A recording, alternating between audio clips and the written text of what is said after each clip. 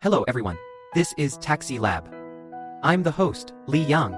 Right now, I am standing at the entrance of the Tokyo Seimazu Driver's License Center, holding my freshly issued Japanese Class 2 Ordinary Driver's License, which is the commercial license to legally drive a taxi and carry passengers.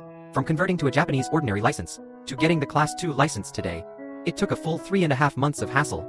Today, I will share the entire process and practical tips with you all. Whether you want to come to Japan to drive a taxi and make extra money, or are just curious about the Japanese commercial driver's license exam process, this content is worth saving. Let's first sort out the basic background.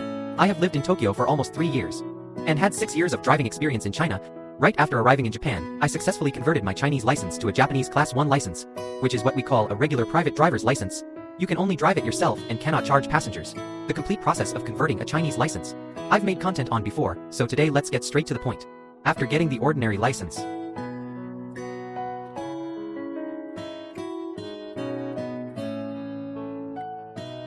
what experiences and pitfalls are there?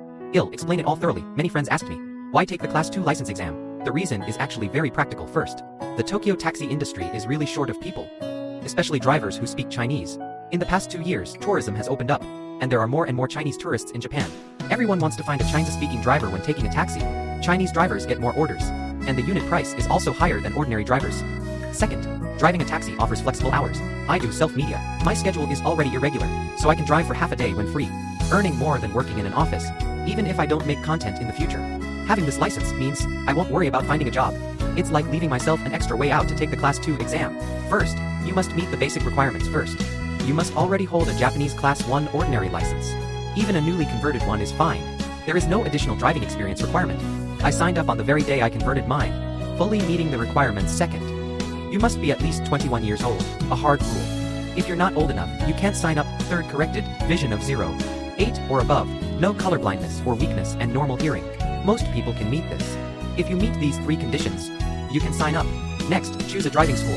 There are quite a few driving schools in Tokyo where you can learn Class 2, but most small driving schools only teach in Japanese, which is unfriendly to foreigners. I searched for a long time, and finally, chose a commuter driving school in Edogawa Ward. Why not choose a boot camp? Boot camp is indeed fast. You can finish the course in 2 weeks, but it requires staying at the driving school for half a month straight. I have content to update and can't leave with a commuter driving school. You can book classes when you are free. It is very suitable for those already living in Tokyo and busy with other things. Here, I want to remind everyone of a common misunderstanding. As long as it's your first time taking the Class 2 exam, no matter how many years you've been driving, you must go to a designated driving school to complete the required training and get a graduation certificate. Before you can take the exam at the police department, you cannot sign up directly.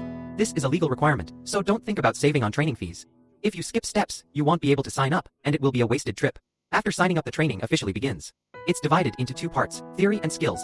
A total of 28 class hours, and not a single class can be missed. You must finish them all to graduate. Many people think theory is just memorizing the traffic rules again, but it's really not.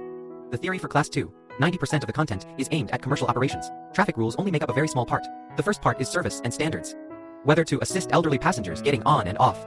Whether to help carry luggage. How to adjust things if a passenger gets car sick. How to handle it if a passenger has a sudden medical emergency. All of it is required. Exam content. The second part is traffic rules for special scenarios. Tokyo Station. Parking rules in these crowded areas for passenger pickup. School commute time limits, which are not detailed in ordinary driver's licenses. The third part is service etiquette and greeting. Reminders. Luggage. There are requirements for all these details. It really carves service into the rules. Here is a piece of recent good news. Starting from 2024, the National Police Agency of Japan has opened the Chinese exam paper for the Class 2 written test. A few years ago, there was only the Japanese version. Many people got stuck on the language. Now, with the Chinese version, the difficulty is cut in half. I used the Chinese version for my exam. No need to worry about not understanding the questions at all. Of course, the classes are still in Japanese. I could understand with my N2 level, but if your Japanese is not good, there are driving schools in Tokyo that offer Chinese translation. It is just 30,000 to 40,000 yen more expensive. You can choose based on your needs. Next is the skills training. This part is really tiring. Every time class ends, my legs are sore, because the requirements for Class 2 and Class 1 are not in the same dimension at all. For Class 1, you drive yourself, as long as you don't violate rules, but for Class 2 carrying passengers, it must not only be safe, but also comfortable. The requirements are too different. Let me tell you a few of the strictest requirements. The first is fixed point, curbside parking. This is the #1 killer in the Class 2 exam. It requires the tires to be within 30 centimeters of the curb. Points will be deducted if it exceeds. The car body must also be parallel to the curb. If it's crooked, it will block the cars behind. When I first started practicing, it was either half a meter away, or running over the curb. I practiced at my doorstep for a weekend myself, to get the sense of distance. The second is smooth driving. How strict is the requirement? The instructor said, put a cup full of water in the passenger seat, drive the whole course, and it cannot spill. Stepping hard on the gas or braking leads to instant failure. I used to be used to sudden acceleration and sudden braking. It took me 3 class hours to break the old habit. Now when driving my own car, I'm used to stepping on them slowly, which is also an unexpected harvest. The third is safety confirmation. Driving in Japan already emphasizes confirmation, but Class 2 requires it to the extreme. You must walk around the car to check before starting. You must look back at the rear before opening the door. Bicycle lane changes require 3 confirmations. When passing intersections, you must turn your head to look left and right. Even if you clearly see there are no cars, if you don't turn your head, points will be deducted directly. During my exam, I saw a candidate in front of me who didn't turn his head, and failed directly. What a pity. After finishing all the classes, you must first pass the driving school's internal graduation exam, and get the graduation certificate before going to the license center for the national exam. I chose the Tokyo Samsu License Center. It is the largest exam site for foreigners, and supports Chinese test papers. The process is also mature. Let me talk about the official exam process. I arrived at 7:30 and it opens at 8 o'clock. Quite a few people were already queuing. The first step is to submit documents. You need to bring your current Class 1 driver's license, residence card and certificate of residence, and graduation certificate with photos prepared in advance, so you won't waste time. The second step is physical exam, checking vision, color vision, and hearing. It's done in 5 minutes. As long as you meet the requirements, anyone can pass. The third step is the written test, 95 questions in total. The full score is 100 and the passing line is 90. Failing 5 multiple choice questions means failing the test. So you really cannot take it lightly. Before the exam, I went through the Chinese exercise set 3 times, practicing nearly 2,000 questions in the test bank. I encountered many of the same questions in the exam, and ended up getting 2 wrong, passing with a score of 98. There is a little trick to answering. Many questions test service awareness. Remember, the core is safety and compliance, making it easy to choose after passing the written test. Booking the driving test. Samsu has many candidates. I got an appointment 2 weeks later, and during these 2 weeks, I didn't stay idle and went back to the driving school for extra practice. 3 times running, the Samsu exam routes twice. Where the schools are, where the intersections are, memorize them all. You really can't skimp on this extra practice money.